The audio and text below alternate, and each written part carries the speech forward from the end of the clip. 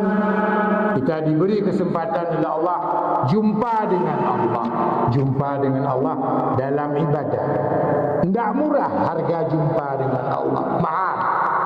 Bayangkan kalau tanya hana dajak, hana hadir, enggak hadir, enggak ada itu kulhu 61 kali, enggak ada zikir, enggak ada semua enggak. Makanya nikmat yang paling agung karunia Allah, menandakan Allah masih sayang, cinta, sayang dengan kita, kasih dengan kita.